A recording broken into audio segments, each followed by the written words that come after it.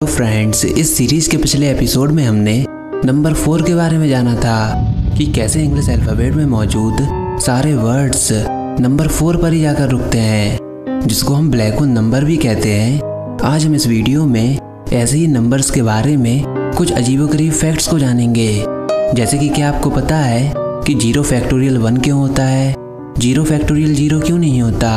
आज जो हम नंबर ड्रॉ करते हैं उनका शेप ऐसा ही क्यों होता है, उनका शेप कुछ और भी तो हो सकता था, लेकिन नंबर्स का शेप ऐसा ही क्यों होता है। अगर आपके मन में भी इन्हीं सवालों को जानने की इच्छा है तो इस वीडियो को पूरा एंड तक देखिएगा। और अगर आप लोगों को यह वीडियो पसंद आती है तो इस वीडियो को अपने सभी दोस्तों के साथ शेयर भी कीजिएगा। तो चलिए स्टार्ट करते हैं। नंबर 1, मैं आपको यहाँ पर एक नंबर दिखाता हूँ और यह नंबर है 6174। अब आप में से काफ़ी लोग सोच रहे होंगे यह कोई रैंडम नंबर है, लेकिन ज़रा रुकिए, यह एक स्पेशल नंबर है। और वह कैसे, मैं अभी आपको बताऊंगा। तो इसको समझने के लिए हमको किसी भी 4 डिजिट के नंबर को लेना होगा और वह 4 डिजिट का नंबर कुछ ऐसा होगा जिसकी हर एक डिजिट अलग अलग होंगी, जैसे कि 2146। बस इसमें कोई भी डिजिट कंटिन्यूसली रिपीट नहीं होनी चाहिए, जैसे कि 1111, 2222। ऐसे नंबर्स नहीं चलेंगे क्योंकि अगले स्टेप में आंसर आपको 0 ही मिलेगा। ठीक है, तो हम कोई भी 4 डिजिट के नंबर को लेंगे और सबसे पहले हम उसको असेंडिंग और डिसेंडिंग ऑर्डर में अरेंज करेंगे, यानी कि उस नंबर को बड़े से छोटे और छोटे से बड़े ऑर्डर में अरेंज करेंगे। अब यह करने के बाद हम बड़े नंबर में से छोटे नंबर को घटा देंगे, यानी कि माइनस कर देंगे। फिर जो हमको आंसर मिलेगा फिर से हम उसको असेंडिंग और डिसेंडिंग ऑर्डर में अरेंज करेंगे, फिर से बड़े नंबर में से छोटे नंबर को माइनस कर देंगे और इस प्रोसेस को लगातार रिपीट करते रहेंगे। अभी हम इसको एग्जाम्पल से भी समझेंगे तो यह और क्लियर हो जाएगा। तो जब हम इस प्रोसेस को रिपीट करते रहेंगे तो एक स्टेज पर आकर हमारा जो आंसर होगा वह होगा 6174 और इस प्रोसेस को बोला जाता है काप्रेकर्स रूटीन। चलिए अब हम इसको एग्जाम्पल से समझते हैं। सबसे पहले हम एक नंबर लेंगे, जैसे कि मान लीजिए 1234। उसको असेंडिंग और डिसेंडिंग ऑर्डर में अरेंज करेंगे, यानी कि 4321 और 1234। अब बड़े नंबर में से छोटे नंबर को माइनस कर देंगे, यानी कि 4321 माइनस 1234, जो कि बराबर होगा 3087 के। अभी जो हमको नंबर मिला हम उसको फिर से अरेंज करेंगे, फिर से असेंडिंग और डिसेंडिंग ऑर्डर में अरेंज करेंगे, फिर से बड़े नंबर में से छोटे नंबर को माइनस कर देंगे, यानी कि 8730 माइनस 0378। इस बार हमको आंसर मिलेगा 8352। अब फिर से हम इसको रीअरेंज करेंगे तो 8532 माइनस 2358, पर इस बार जो आंसर होगा वो होगा 6174। अगर हम 6174 को फिर से अरेंज करें तो 7641 माइनस 1467, जो कि बराबर होगा 6174 के ही, यानी कि अल्टीमेटली हम इसी नंबर पर आ जाएंगे। चलिए एक दूसरा नंबर लेते हैं, सपोज 9582। अरेंज करने पर पहले स्टेप में क्या होगा, 9852 माइनस 2589, जो कि बराबर होता है 7263। अगली बार इस प्रोसेस को रिपीट करेंगे तो क्या आंसर होगा, 5265। इसके बाद फिर से रिपीट करने पर आंसर होगा 3996। फिर से करेंगे तो 6264, एक और बार करेंगे तो 4176 और फाइनली 6174, जैसा कि आप अपनी स्क्रीन पर देख सकते हैं। यानी कि जब भी हम किसी नॉन रिपीटिंग 4 डिजिट के नंबर को असेंडिंग और डिसेंडिंग ऑर्डर में अरेंज करते हैं और फिर उनको सब्ट्रैक्ट करते हैं और इस प्रोसेस को रिपीट करते हैं तो हमको एक स्पेशल नंबर मिलता है। वह नंबर है 6174 और यह जो नंबर है इस नंबर को कहा जाता है काप्रेकर्स कांस्टेंट और इसका नाम इंडिया के मैथमेटिशियन DR काप्रेकर के नाम पर रखा गया है ना यह नंबर कितना अमेजिंग। आप भी इस नंबर को ट्राई कर सकते हैं और ट्राई करने के बाद नीचे कमेंट सेक्शन में लिखकर जरूर बताइएगा। तो यह थी पहली चीज काप्रेकर्स कांस्टेंट के ऊपर। अब हम बात करेंगे नंबर 2 की। तो क्या कभी आप लोगों ने सोचा कि जो नंबर्स हम आज यूज करते हैं, जिनको अरेबिक न्यूमरल सिस्टम भी कहा जाता है, उनका शेप ऐसा ही क्यों होता है। उनका शेप कुछ और भी तो हो सकता था, लेकिन ऐसा ही क्यों होता है। तो वैसे और भी नंबर सिस्टम होते हैं, जैसे कि रोमन नंबर सिस्टम और हमारे इंडिया का नंबर सिस्टम। उनके शेप तो अलग अलग होते हैं, लेकिन अभी हम यहाँ पर केवल अरेबिक न्यूमरल सिस्टम की बात कर रहे हैं, उनका शेप ऐसा ही क्यों होता है? 2 हमेशा ऐसा ही क्यों बनता है? कुछ और भी तो हो सकता था। तो आइए जानते हैं। तो इसका जवाब है कि यह सब है एंगल्स की वजह से। तो इसको समझाने के लिए मैं आपको यहाँ पर कुछ इमेजेस दिखाता हूँ, आप इनको जरा ध्यान से देखिएगा। तो जैसा कि आपको इन इमेजेस में दिख रहा होगा कि नंबर 1 केवल एक एंगल बनाता है, नंबर 2 2 एंगल बनाता है, नंबर 3 एंगल्स बनाता है, ऐसे ही नंबर 4 एंगल बनाता है, नंबर 8 एंगल्स बनाता है, नंबर 9 एंगल बनाता है, और फाइनली 0 में कोई भी एंगल नहीं बनता। यानी कि जैसे नंबर का सिंबल उतने ही उसमें एंगल होते हैं। इसी कारण इनका शेप ऐसा होता है। जैसे कि नंबर 8 यानी कि 8 angles, number 9 angle, number 5 angle. तो आई थिंक इस फैक्ट को जानकर आपको काफ़ी मज़ा आया होगा।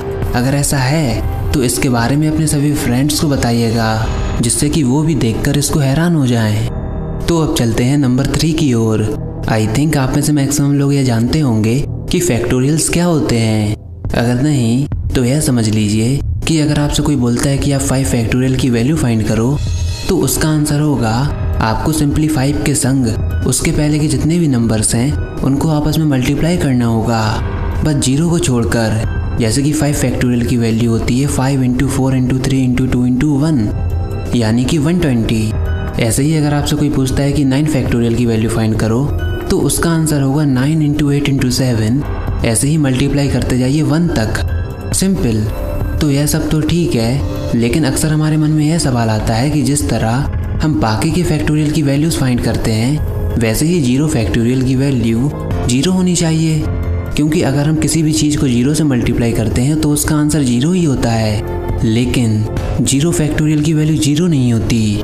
0 फैक्टोरियल की वैल्यू होती है 1। जिस तरह हम बाकी के फैक्टोरियल की वैल्यू फाइंड करते हैं, उस तरह हम 0 फैक्टोरियल की वैल्यू फाइंड नहीं करते। तो चलिए जानते हैं कि आखिर 0 फैक्टोरियल की वैल्यू 1 कैसे होती है। तो मैंने आपको स्क्रीन पर 4 फैक्टोरियल तक की वैल्यू शो की हैं। फैक्टोरियल 1 होता है 1 के बराबर, फैक्टोरियल 2 होता है 2, फैक्टोरियल 3 की वैल्यू होती है 6 और फैक्टोरियल 4 की वैल्यू होती है 24। अब चलिए इसकी मदद से हम 0 फैक्टोरियल की वैल्यू फाइंड करते हैं। तो अगर हम हर एक फैक्टोरियल की वैल्यू को उसके फैक्टोरियल से डिवाइड करते हैं तो हमको पिछले फैक्टोरियल की वैल्यू मिल जाती है। जैसे कि अगर हम 4 फैक्टोरियल की वैल्यू को 4 से डिवाइड करें तो उसका आंसर होगा 3 फैक्टोरियल की वैल्यू, यानी कि 24 / 4। इसका जवाब होगा 6 और 6 किसकी वैल्यू होती है? 3 फैक्टोरियल की।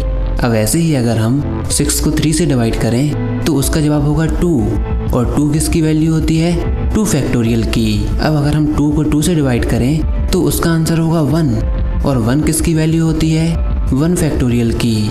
और फाइनली अगर हम 1 को 1 से डिवाइड करें तो उसका आंसर भी 1 होगा और यह किसकी वैल्यू होती है? 0 फैक्टोरियल की, क्योंकि 1 के पहले 0 ही आता है। और जैसा पैटर्न हम स्क्रीन पर देख रहे हैं उससे यही साबित होता है कि 0 फैक्टोरियल की वैल्यू 1 होती है। तो आई थिंक अब आप जान गए होंगे कि 0 फैक्टोरियल 1 कैसे होता है। तो चलिए आते हैं नंबर 4 की ओर। अब इसको थोड़ा ध्यान से समझिएगा, क्योंकि इसका जवाब मैं आपको नहीं देने वाला। इसका जवाब आप मुझको कमेंट सेक्शन में लिखकर बताओगे, क्योंकि इसमें इन्फिनिटी का भी रोल है। तो सपोज हम एक रेक्टेंगल बनाते हैं, जैसा कि आप अपनी स्क्रीन पर देख सकते हो। इस रेक्टेंगल में बेस और हाइट मार्क की गई है, आप इसको इजीली देख सकते हो। अब हमको टॉप लेफ्ट कॉर्नर से राइट साइड के बॉटम वाली पॉइंट के बीच की डिस्टेंस कैलकुलेट करनी है, यानी कि इस पॉइंट से लेके इस पॉइंट की इस डिस्टेंस को फाइंड करना है। लेकिन इस डिस्टेंस को फाइंड करने के जो रास्ते हैं वह अलग अलग होंगे और वह आपको रेड कलर से हाईलाइट किए गए हैं। तो पहले डायग्राम को देखिए। आप बेसिक मैथमेटिक्स का यूज़ करके रेड कलर से आउटलाइन किए गए रास्ते के डिस्टेंस को इजीली फाइंड कर सकते हो। हमारी बेसिक मैथमेटिक्स की नॉलेज के अनुसार यह जो रास्ता होगा वह होगा 1/2 base plus height plus 1/2 base. और अगले स्टेप में कैलकुलेशन करने पर जो हमको रेड कलर का रास्ता दिया गया है उसकी टोटल डिस्टेंस होगी बेस प्लस हाइट। सिंपल। चलिए अब मैं यहाँ पर आपको एक दूसरा डायग्राम दिखाता हूँ, लेकिन इस डायग्राम में हमने रास्ते को 4 पार्ट में स्प्लिट कर दिया है, पर अगेन हम इसको इजीली फाइंड कर सकते हैं। तो 1/4 base plus 1/3 height plus 1/4 base plus 1/3 height और ऐसे ही आप यहाँ पर देख सकते हैं। लेकिन फाइनल में जो कैलकुलेशन करने पर इसका आंसर होगा वह भी होगा बेस प्लस हाइट। इससे कोई फ़र्क नहीं पड़ा कि हमने बेस और हाइट को कितने पार्ट में स्प्लिट कर दिया, लेकिन फाइनल आंसर हमको क्या मिलेगा, बेस प्लस हाइट। इसी प्रकार से मैं आपको यहाँ पर एक तीसरा डायग्राम दिखाता हूँ। इसमें आप देख रहे होंगे कि हमने और सारे पार्ट में स्प्लिट कर दिया, लेकिन आंसर तो वही होगा, बेस प्लस हाइट। और आप इसको समझ भी पा रहे होंगे क्योंकि इस वाले केस में कैलकुलेशन वैसे ही होगी जैसे पिछले 2 केसेस में थी, यानी कि आंसर क्या होगा, बेस प्लस हाइट। लेकिन अब मैं आपको यहाँ पर एक चौथा डायग्राम दिखाता हूँ। लेकिन यहाँ पर हम छोटे छोटे टुकड़े लेने की बजाय हम इतने छोटे छोटे इनफाइनाइट पार्ट्स लेंगे जो कि दूर से देखने पर हमको एक स्ट्रेट लाइन लगे, या फिर मैथ की भाषा में हम इसको क्या बोलेंगे कि डायगोनल लगे।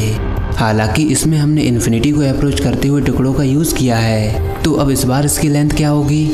अगर हम अपने पिछले लॉजिक से देखें तो उसकी लेंथ क्या होनी चाहिए, बेस प्लस हाइट। लेकिन शायद यहाँ पर हमारा लॉजिक फेल हो जाता है, क्योंकि यहाँ पर पाइथागोरस थ्योरम के अनुसार जो उसकी लेंथ होगी वह होगी अंडर रूट के अंदर base square plus height square, जिसकी वैल्यू बेस प्लस हाइट की वैल्यू के बराबर बिल्कुल भी नहीं है। यानी कि शायद यहाँ पर हमारा लॉजिक फेल हो जाता है। तो वैसे आपके अकॉर्डिंग क्या सही होना चाहिए, हमारा लॉजिक या फिर जो रिजल्ट हमको दिखता है? आखिर इसमें गलती हुई कहाँ पर? क्योंकि अगर हम डायगोनल की लाइन को काफ़ी ज़्यादा जूम करके देखें तो हमको वैसे ही रास्ते मिलेंगे जैसा कि हमने ड्रॉ किए थे। तो अब आप बताइए कि आप इसके बारे में क्या सोचते हैं, कि इन्फिनिटी इतना क्रेजी है या फिर उससे भी ज़्यादा अमेजिंग है? तो फ्रेंड्स, यह सब था आज की वीडियो में। अगर आप नंबर से रिलेटेड और भी वीडियोस देखना चाहते हैं तो नीचे कमेंट